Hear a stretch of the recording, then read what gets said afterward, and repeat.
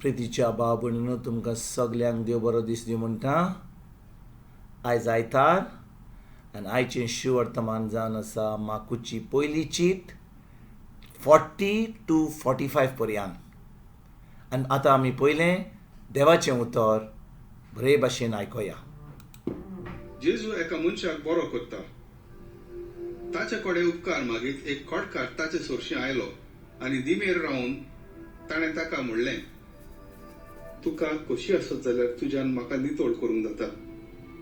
ताचे चुरचुरे धरून जेजून आपलो हात विस्तारलो आनी तो ताका लावन म्हणलें, वय, म्हाका खोशी आसा, नितोळ जा.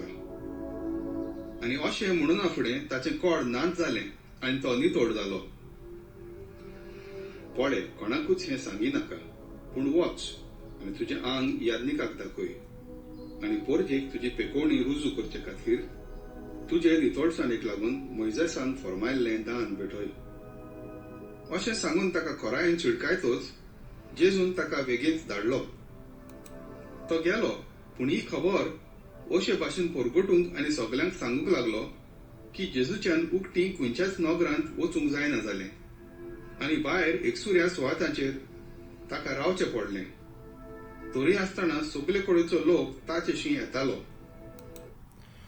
प्रितीच्या भाव भयणीनो, आयच्या शिवर्तमानान आमी वाचतां की जेजू एका खोडकाराक बरो करता.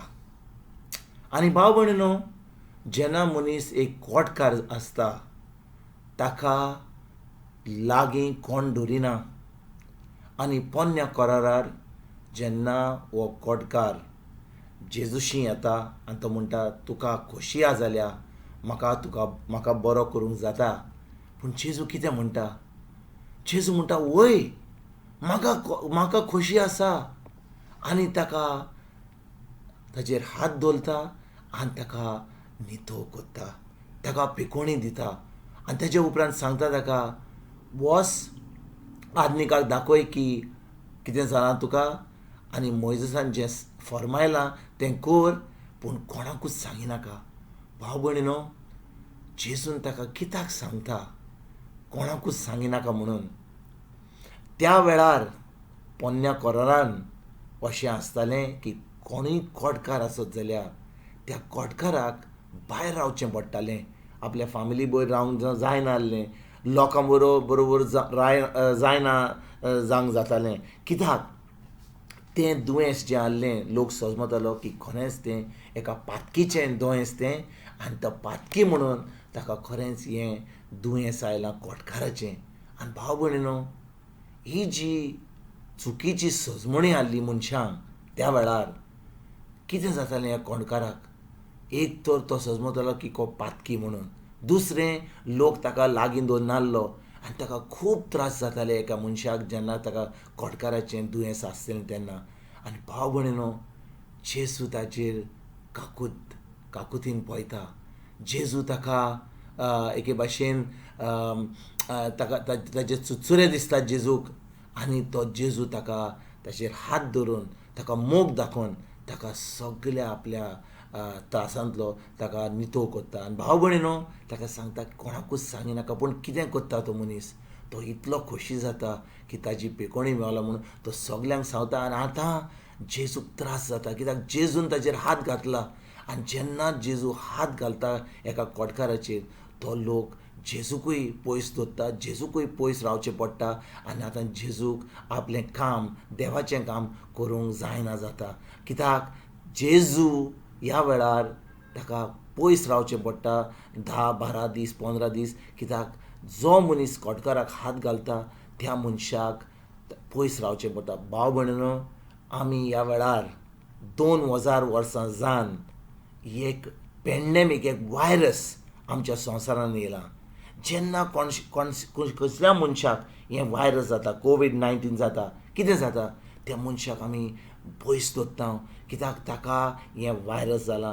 आनी जो लोक ताचे बरी येता, जो बरोबर ताचे बरी रावता, कोण बरोबर ताचे बरी कोण उलयता वा कोण ताचे बरी आसता, ताकाय लोक पयस दवरता. कित्याक? लोकांक भिरांत दिसता की त्या लोकांकूय वायरस आसा म्हणून त्या लोकांनी तो लोक तांकांय त्रास करतलो म्हणून. आनी भाव भयणीनो, ह्या वेळार जेन्ना आमी ह्या कोडकाराचेर आमी नियाळ कोत्ता, तेच भाशेन आमी आमच्या संवसारान जो लोकांक कोवीड जाला, वायरस जाला, तांचेरूय आमी नियाळ कोत्ता. कित्याक ह्या वेळार खूब लोकांक आपल्या घरांतल्यान भायर वचूंक जायना.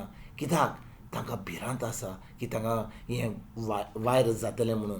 दुसऱ्यांक ज्या लोकांक वायरस जाला ते इतलीं भोगतात, खरेंच त्रासान भोगतात, पूण आमी ह्या वेळार आमीच भियेतात म्हणून आमी तांकां लागीं धरिना.